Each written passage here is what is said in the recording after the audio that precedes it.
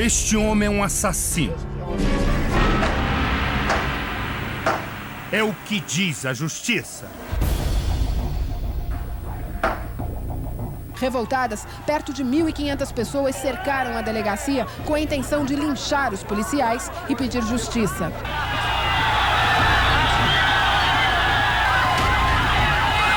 O apelido dele reflete quem ele era fardado.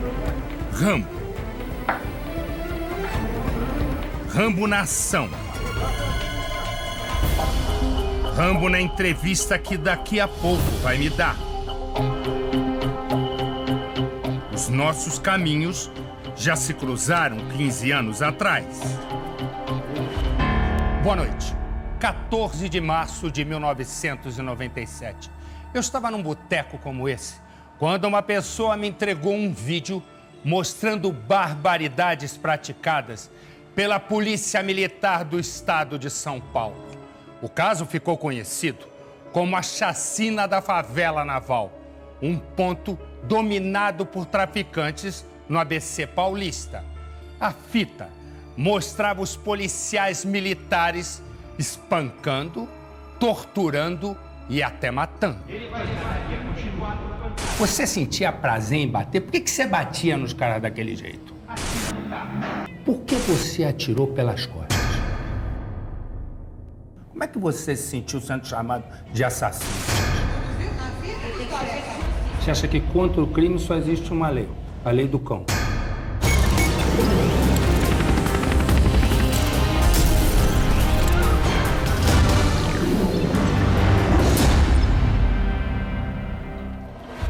Durante 15 dias, eu e mais 13 companheiros investigamos a ação policial. Cada desmando, quem apanhou, quem morreu, quem torturava e quem matava. Exatamente no dia 31 de março, o Brasil descobriria a verdadeira face da Polícia do Mal. Município de Diadema, Grande São Paulo. 00:07 do dia 3 de março de 1997. O pelotão da Polícia Militar do 22º Batalhão começa oficialmente o que seria uma operação de combate ao tráfico de drogas num beco da periferia. O carro é parado. Os ocupantes descem. São encostados na parede, mãos para o alto. Ninguém oferece resistência. Mesmo assim, o PM se irrita. Cala a boca. O outro policial é mais violento.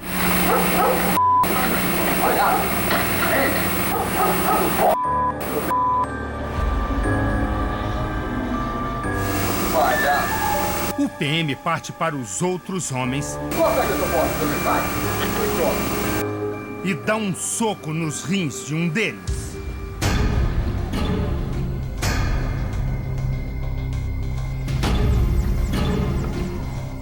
Meia-noite 20. Boné para trás, arma em punho. Mais um carro é parado.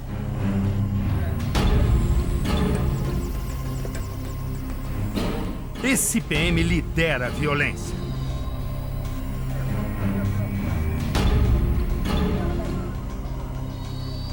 Os PMs abandonam os outros rapazes e correm para cima deste homem que tenta se explicar. Não adianta. Os homens da Brasília são liberados. Não fica testemunho. Os policiais militares escutam explicações e se irritam ainda mais.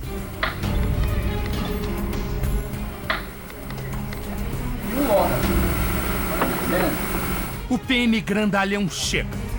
O rapaz passa a mão no rosto esbofeteado. Pouco depois, o PM grandalhão vai com ele para trás de uma parede. A pancadaria não atrapalha a conversa dos PMs.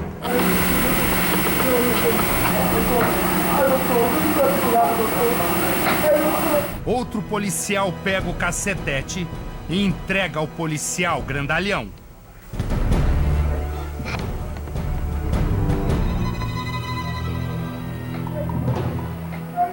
O cinegrafista amador consegue pegar parte da cena onde o PM grandalhão espanca o homem. Mesmo diante da súplica do rapaz, o grandalhão balança a cabeça e chama o parceiro, que já está apontando a arma para o motorista de outro carro. Ele então caminha com tranquilidade, a arma em punho. 30 segundos depois, o tiro e o silêncio. Toda a tortura demorou 8 minutos.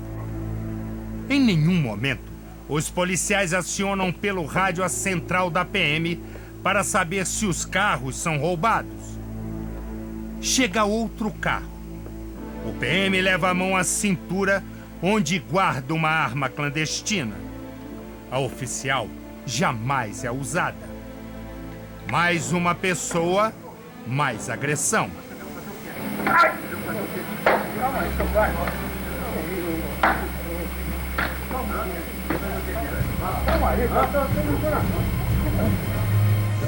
A agressão policial agora é contra o carro. O PM continua a descarregar sua violência. A tinta é arrancada.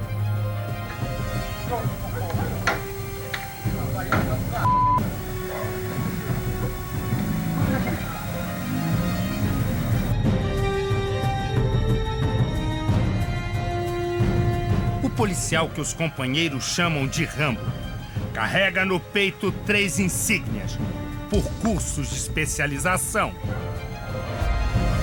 2 horas e 28 minutos depois, ele e os outros policiais dão por terminada a operação. O pelotão com 10 PMs usando carros novos voltaria 2 dias depois e uma nova face do crime seria revelada. 00:36 do dia 5. Rambo brinca com a arma. Coloca o pente. O primeiro homem, de camiseta e short.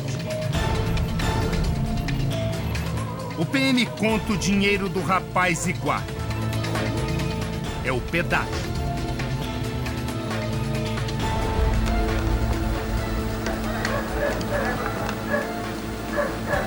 No dia seguinte, a barreira é mais rigorosa.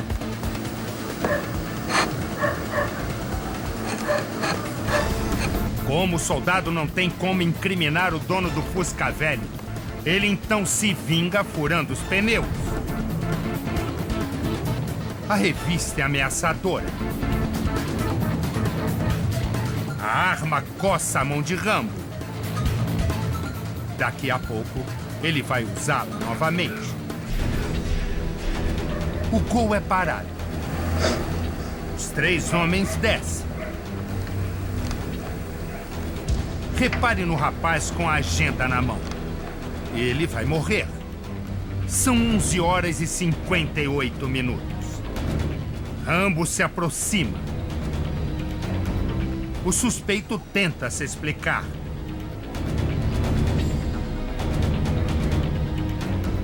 O primeiro golpe de cacetete.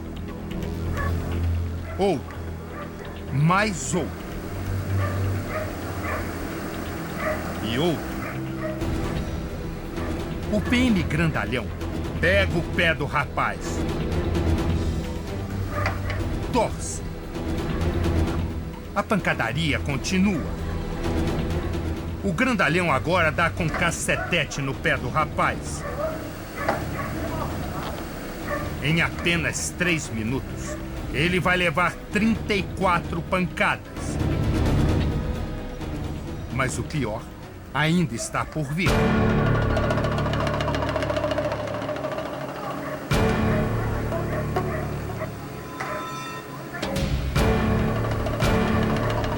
Espancados, eles entram no carro.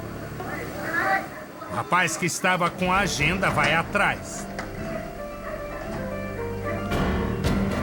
Quando tudo parecia ter terminado, Rambo calmamente entra em cena. Atira no carro. No fundo, outro tiro, só que para o alto. Rambo completa o serviço com mais um tiro. Um dos tiros disparados pelo PM atingiu o rapaz que estava no banco de trás do carro. O mecânico Mário Josino, que estava de férias e tinha ido visitar um amigo, foi levado para o Hospital Público de Diadema, onde morreu horas depois. Passados 15 anos, eu e o temido Rambo, o assassino do mecânico Mário Josino, que ficou 8 anos preso em regime fechado, nos encontramos pela primeira vez na semana passada. É como se fosse um ajuste de contas. Como era? Eu fui, hein? Me diga uma coisa.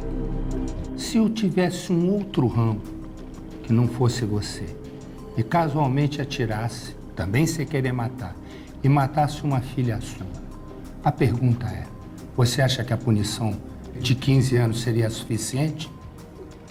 Olha, é difícil falar porque eu estaria do outro lado, com um filho, né?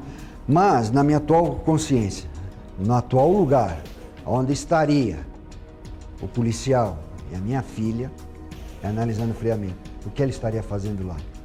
Estaria totalmente revoltado às vezes, mas também estaria muito entristecido comigo mesmo, porque minha filha escapou entre meus dedos e foi para o mundo, para o submundo das drogas. Mas os 15 anos, você acredita que essa não é uma punição justa? Olha... Como pai? Como pai, é lógico que não. Como pai, é lógico que não.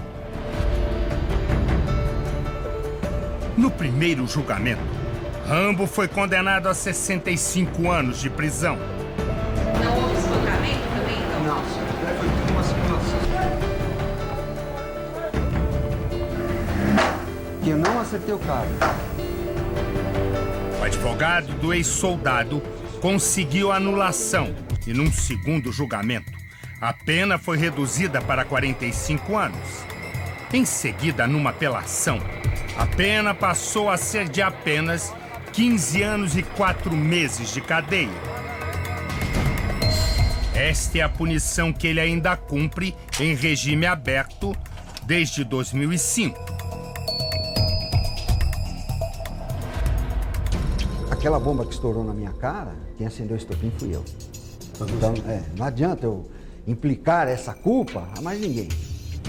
A gente estava ali na melhor da boa intenção, querendo fazer o melhor, mas infelizmente aconteceu, né? E por um fato de você querer chamar e querer fazer muito mais do que aquilo que a própria instituição te dá condições de fazer. O que você chama de fazer muito mais? Não, é chamar para si uma responsabilidade que não é tua. Consertar uma sociedade que você não tem jeito de consertar ali, desse sistema. Você quer consertar alguma coisa e no fim você não acaba consertando nada e acaba aí se prejudicando e prejudicando tantas outras pessoas. Trocamos tudo por nada. Troquei a liberdade, a família, a carreira, a qual eu amo de paixão. Me tiraram a farda física, mas a que carrego dentro de mim jamais vão me tirar. Naquele momento, tudo bem, você pode estar pensando em ajudar a sociedade. Você diz que essa foi a ideia principal. Mas chega um momento que aquilo ali vira uma carnificina. Virou uma pancadaria.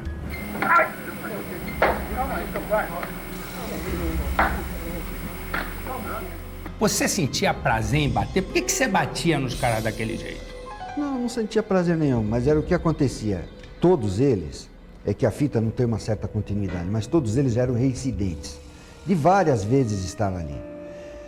Todas as outras vezes, porque a fita, você sabe até melhor que eu, a fita tem meia hora de duração, mostra 48 pessoas sendo abordadas e 5 dessas 48 sendo realmente constrangidas, mais duramente.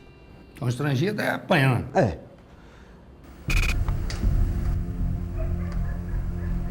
E tinham sido avisados, não vem mais que você vai ser tratado como um marginal.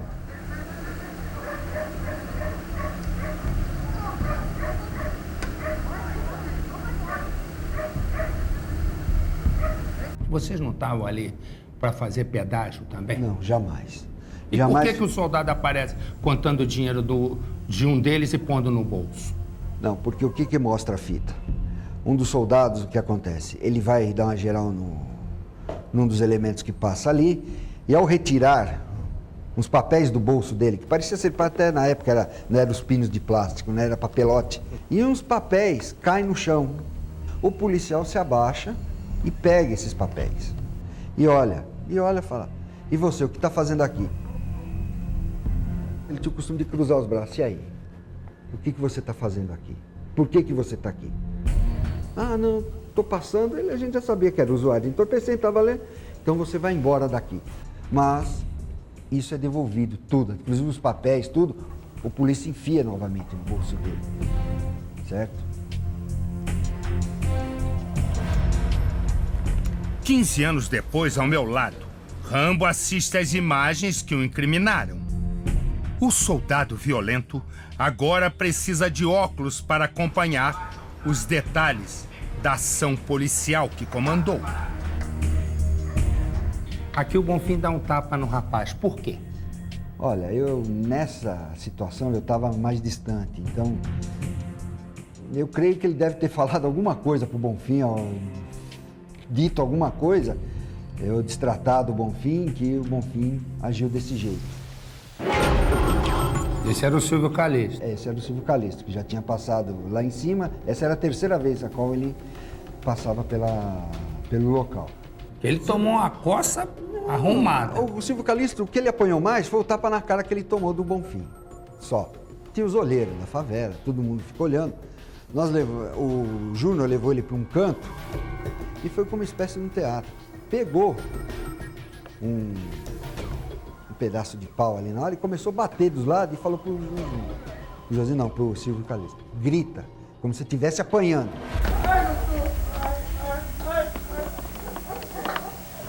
Mas como o pedaço de pau que ele pegou era pequeno e ele batia na lata, batia no couro, eu levei o cacetete para ele e falei assim, bate com isso, você vai se machucar com isso daí. E pode voltar, eu voltei rindo, por quê? Pela encenação que eles estavam fazendo ali atrás e não aparecia na câmera, infelizmente.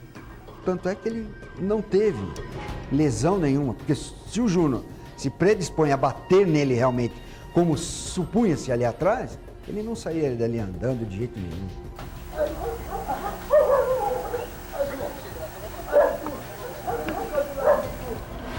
Infelizmente, Marcelo, é duro dizer isso, mas esse pessoal, esses são drogados, eles só entendem quando você parte, infelizmente, para a dureza. Para a coisa que você é duro, você é firme, você é incisivo na coisa. Aí eles ficam com medo, não com respeito, infelizmente, mas com medo. Medo de apanhar. De apanhar, de ser corrigido mais. Então ele fala, não vou lá não. Vou lá não, porque os polícias lá, que acontece assim, assim, assim. É errado, mas eram os meios que nós tínhamos para agir.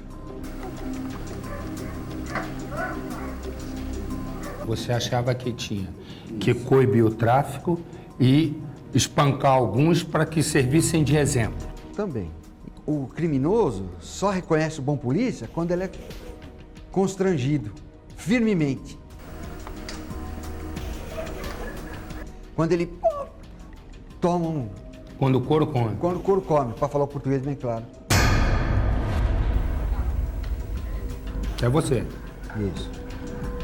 Que era o único que ficava com a arma em punho ali. Ninguém mais ficou na fita, pelo menos na fita que a gente viu. Então, era justamente, eu andava com essa arma sempre na mão, por causa do local, né? Porque até você sacar, até fazer alguma coisa, você sempre estava com a arma em mão.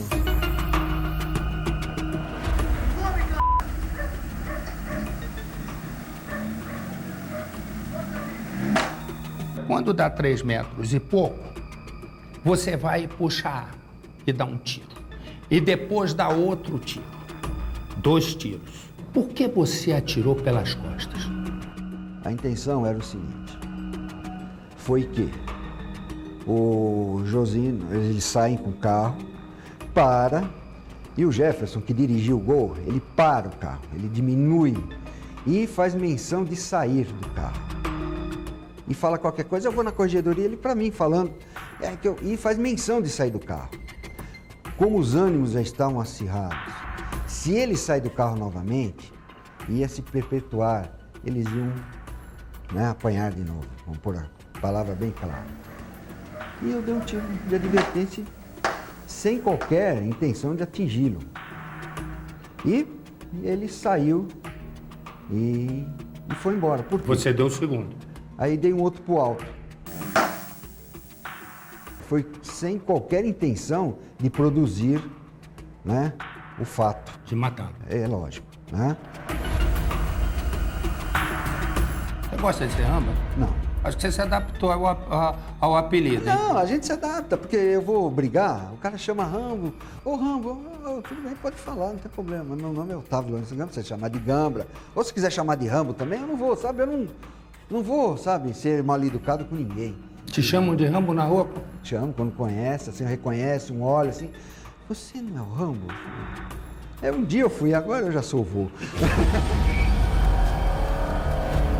A família é o ponto fraco do soldado. E ele fica visivelmente emocionado ao falar do pai. Como é que você se sentiu sendo chamado de assassino? Difícil. Eu lembrei muito do meu pai. Meu pai é uma pessoa ilibadamente correta. Nos criou, assim, sabe? Com tudo que ele podia nos dar. Mas numa situação totalmente correta. Sabe? Um homem trabalhador. Eu pensei nele. Que o nome dele também estaria ali, né? Otávio Lourenço Gambra, filho de, né? Meu pai falou, filho, estamos aqui para te ajudar. Imagina. É muito difícil recordar, né? É uma situação aí que acho que quem tem esses valores, né, assim, de família. Você em algum momento também pensava na mãe do Mário Josino? Claro, com certeza. Foi levantado pela própria imprensa, né, pela mídia, que a mãe dele, né, foi que há muito tempo atrás, quando eu era criança, eu tinha por volta de 4 anos, a minha mãe teve um problema na mão e ela lavou roupa para minha mãe. A mãe do Mário Josino que morreu. É eu que levava todo mundo para a escola. Tanto eu levava meus filhos, como levava o Rambo, como levava o irmão do Rambo e mais criança do Jordan. Tinha dia de eu ir atravessar quase 15 crianças na avenida. Inclusive o Rambo. Inclusive o Rambo. Agimos errado? Agimos. Mas isso não causa nenhuma, assim, orgulho nenhum. É justamente o contrário. Mesmo na época a gente ficava, todos nós ali se ressentíamos um pouco. Por que tem que ser assim? Entende? Mas era uma cultura e eram meios que nós tínhamos.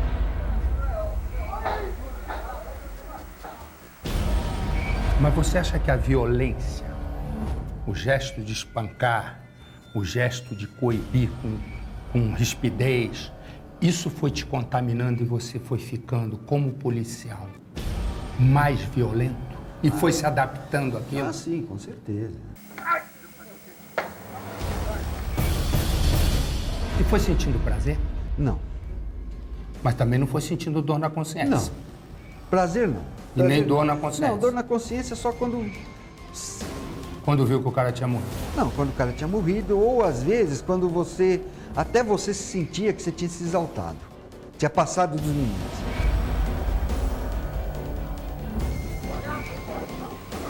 E o que você disse para suas filhas? Para minhas filhas, assim que a fita foi ao ar, que eu vi antes, nós vimos antes da fita, antes de ir ao ar, Nós vimos uma semana antes essa fita.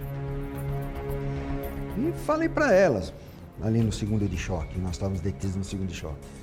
Falou, vai aparecer uma fita na televisão. Aquilo ali é o serviço policial militar, é o serviço do seu pai. E não refletia nem um pouco o homem que eu era em casa. O marido, o pai, certo? Que eu era em casa. 15 anos depois daquele tiro, Rambo ainda coloca em dúvida a autoria do crime. Até hoje ainda eu acho, bom, aí é outra O história. que você acha? Não, que o tiro, pelo ângulo, por tudo, pode não ter sido o meu disparo que atingiu o Josinho. Ah, você acha que não? Eu acho que não. Até hoje eu tenho a minha dúvida, porque eu estava ali, eu estava muito perto, eu vi o carro embora e sem nenhum. Mas isso daí já foi matéria de juízo, já teve a condenação, já teve tudo. Você acha que um traficante pode ter atirado? Eu creio que sim.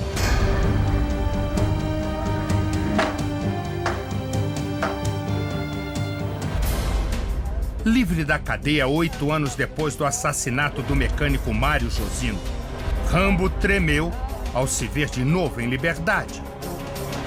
Logo que eu saí pro semiaberto, né? A gente ficou meio, né? Ficou com medo? Ficou receioso, não com medo, assim, mas receioso. A gente Por fica, quê? lógico, né? Não tem medo porque dá alguma represália, algum milhante aí querer fazer nome e falar assim, matei o Rambo, entende? Então você fica receioso, é lógico. Você acha que contra o crime só existe uma lei, a lei do cão? Olha, infelizmente.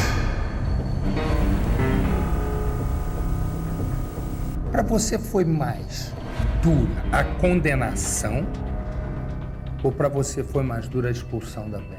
A expulsão. Parece loucura, né? Mas é a expulsão. Ser banido daquilo que você gosta tanto de fazer é difícil. Estava tudo contra. 10 policiais militares do 24º Batalhão da Polícia Militar estavam envolvidos no caso da favela naval. Alguns com mais, outros com menos responsabilidades.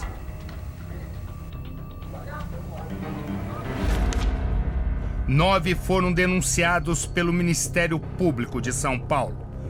3 deles, incluindo o Rambo, foram expulsos da corporação, o que é a maior desonra para um militar.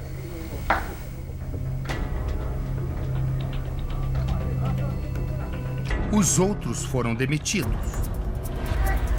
Um dos mais violentos, o soldado Rogério Nery Bonfim, foi condenado a 6 anos por tentativa de homicídio. Em 2004, foi morto com um tiro no coração, trabalhando como segurança.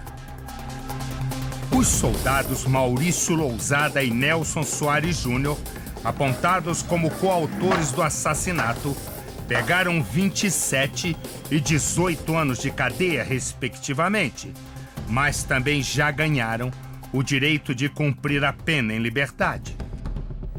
Todos os outros PMs acabaram condenados por abuso de autoridade. O cabo Ricardo Luiz Buzeto a 2 anos de prisão. O ex-soldado Demontier Figueiredo a 1 ano e 6 meses. O cabo João Batista Queiroz a 4 anos e 7 meses no regime semiaberto. E o soldado Paulo Rogério Barreto a 4 anos e 2 meses, também no semiaberto. Já o sargento Reinaldo José dos Santos, que tinha a mais alta patente entre os PMs torturadores da favela naval, ficou preso por apenas 10 dias. O soldado Adriano Lima de Oliveira, que estava em seu primeiro dia de trabalho na época, foi punido administrativamente e continua na PM.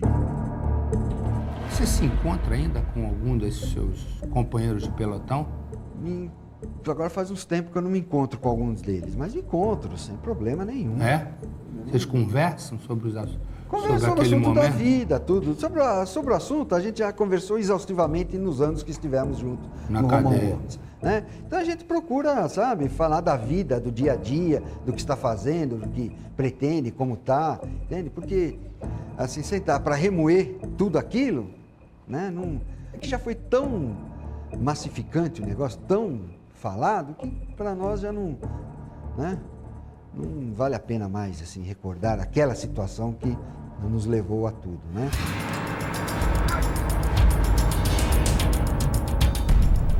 Você acha que se, porventura, a fita não vem a público, a solução final seria outra? Ah, com certeza. É? Você acha que acomodava? Ah, com certeza, porque não tinha provas, certo? Contra nós, do que efetivamente da morte do Josino, tudo que é o grave do negócio, né? A própria justiça já é olhar aquilo, né? Porque já tinha uma vida pregressa no crime, já eram concorrentes do crime para o crime, então... Já dá um abuso de poder e tchau. E talvez nem isso. É mesmo? É, talvez nem isso.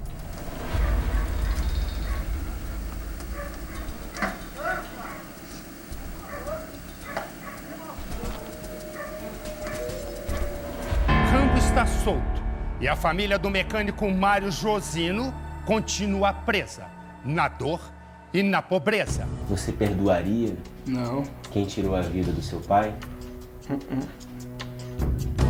eu não.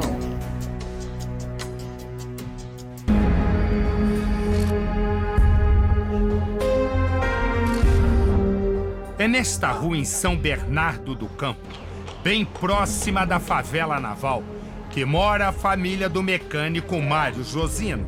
Como vai ser? Prazer, é Prazer Figênio. meu. Até hoje a família não recebeu do Estado a indenização a que tinha direito. E eu acho que ele esqueceu da gente. Porque a gente não tem mesmo condição de pagar um advogado. E ele era sempre... Mário Josino era o mais velho de 9 irmãos. Era quem sustentava a casa. Por isso, 3 anos depois da morte, a justiça decretou que o governo do estado de São Paulo tinha que pagar R$600 mil de indenização. Quantia que, corrigida para os valores de hoje, já passou de R$1 milhão. Eu sempre sonhava com um sobradinho, uma casinha boa pra gente morar. Eu sempre sonhei com isso. E justo o dia que ele morreu, eu estava fazendo oração quando ele veio aqui. Ele falou: mãe, eu vim falar para a senhora que eu estou ganhando bem, estou estudando, agora eu vou poder ajudar mais a senhora a terminar. Não deu tempo. Na época levantou-se a possibilidade de que as pessoas que estavam entrando ali era para buscar drogas. Vocês já ouviram falar nisso? Eu já ouvi falar isso. O Mário usava droga? Não usava não. Porque eu que sou a mãe dele, eu convivia com ele todo dia, eu nunca vi nada diferente com ele. Nunca vi. Na casa simples de 2 quartos, moram 6 pessoas. Remédio para passar na dor. Guilherme, um dos irmãos de Mário Josino, improvisa o leito no sofá da sala. Guilherme, onde você dorme aqui na sala? É aqui mesmo no sofá. Nesse sofazinho? Nesse sofazinho. Você é o único que dorme em sofá aqui ou tem mais alguém que... Não, sou eu só. O pessoal dorme mais no colchão mesmo, na cama. É né? verdade. As infiltrações estão por todas as partes. O armário não existe mais. Tá correndo perigo. Colocaram essa lona, esse plástico, na verdade, para proteger, só que o plástico já cedeu bastante, já tá quase rasgando. Isso aqui... Se rasgar... Isso aqui é pedaço de concreto, olha. É pedaço de concreto. Dá para sentir aqui. Isso aqui... É dele encher o colchão. Isso aqui é a bomba para encher o colchão. Por que ela já fica logo aqui do lado? Porque o colchão tá furado. É. Então, todo dia, ou toda noite, melhor dizendo, antes de dormir... Ele tem que encher o Cleiton colchão.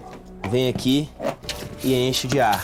Isso, enche de ar. Porque senão, fica assim. Fica assim, ele não pode dormir. Tem dia que eu acordo e falo: mas cadê o Cleiton? Porque ele tá quase debaixo da minha cama. O teto vai caindo aos poucos. Cleiton tinha 9 anos quando o pai morreu. Como era para você passar o Dia dos Pais sem o seu pai ali por perto? Ali ficava meio que perdido, né, um pouco. Porque não tinha o meu e meio que ficava naquela, mas... Isso daí eu fui levando assim mesmo. Mas doía demais, era muito ruim. Foi morte Neste natural. caso, o trauma é o inimigo do perdão. Você guarda alguma mágoa, algum rancor dessa história? Guardo, sempre guardei. É uma coisa que eu guardo mesmo até hoje. Você perdoaria Não, quem tirou a vida do seu pai? eu não. Se você tivesse a oportunidade de dizer alguma coisa para ele? Só lamento. Só isso. Por ele nada. A mãe de Mário Josino não guarda mais rancor, mas convive com uma pergunta sem resposta. É eu que levava todo mundo para a escola. Tanto eu levava meus filhos, como levava o Rambo, como levava o irmão do Rambo e mais criança do Jordan. Tinha dia de eu ir atravessar quase 15 crianças na avenida. Inclusive o Rambo. Inclusive o Rambo. Então eu considerava eles todos que nem meu filho. Aí eu ia perguntar para ele, o que você está sentindo de você matar um irmão? Para Dona Efigênia, o tempo é inimigo e aliado. A saudade que sente do filho e a espera pela indenização que nunca chega. Essa daqui é a parte boa da lembrança do Mário. Da lembrança do Mário. Essa aqui é a parte ruim, Essa que aqui dói eu lembrar. falei que só quando eu receber é que eu vou destruir isso aqui. Enquanto eu não receber, então... Então, por enquanto, a senhora está guardando Por esse recorte enquanto de eu jornal. estou guardando esse recorte de jornal.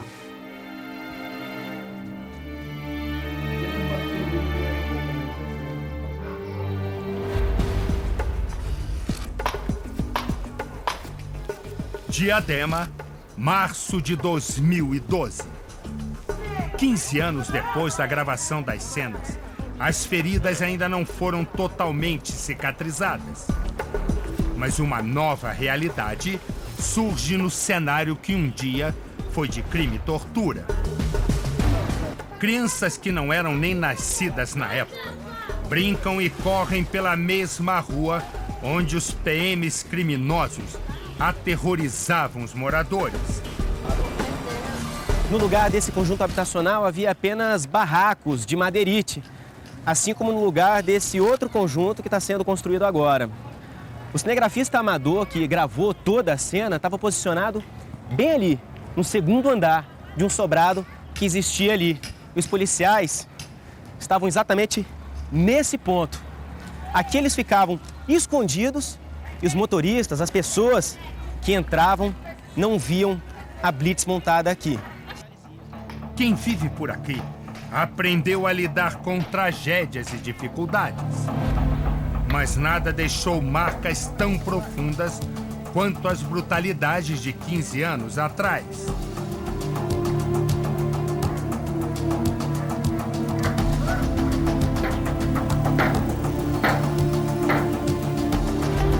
A mulher que hoje trabalha vendendo doces e sorvetes diz que morava ao lado da casa onde foi feita a gravação. Quem bate se esquece, mas quem apanha só lembra, meu filho. Quem apanha nunca esquece. Dia sim, dia não, 8 horas da noite, ele chegava e dava um tiro lá na esquina. Dava um tiro para sinalizar para os moradores mesmo. Era o toque de recolher? Pois é, entendeu? Se não fosse aquela filmagem lá, que aqui dali não foi nem um terço do que eles fizeram. O que mudou na polícia brasileira depois da favela naval? E o que Rambo faz hoje? Em instantes, aqui no Repórter Record.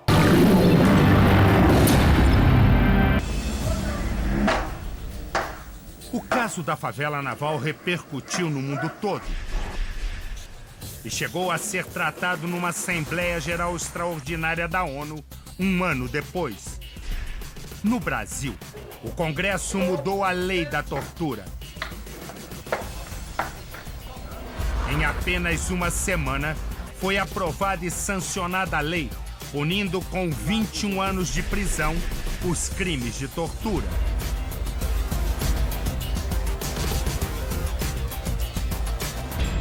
Rambo conseguiu o regime semiaberto em 2004.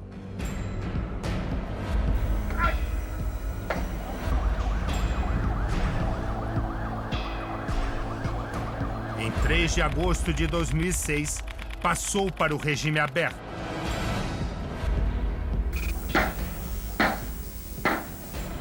Três dias depois, se separou da esposa, mãe de suas 2 filhas. 48 horas depois, se casou com a atual mulher. Hoje ele tem 2 netos e é pai de um menino adotado de 4 anos. Rambo trabalha como supervisor de serviços gerais. Cuida de faxineiros e zeladores de prédios.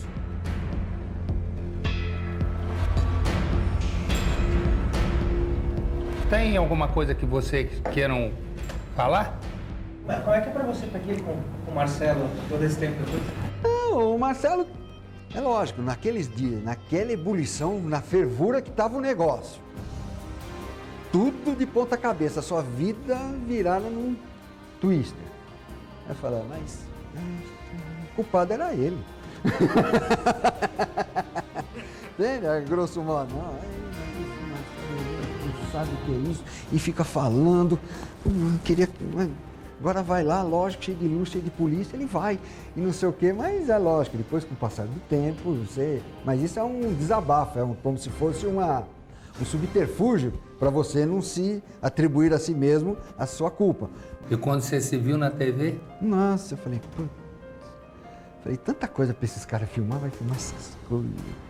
Já te chamei muito de Rambo, agora eu te chamo de Gamba. Boa sorte na tua vida. Você também, tudo lindo.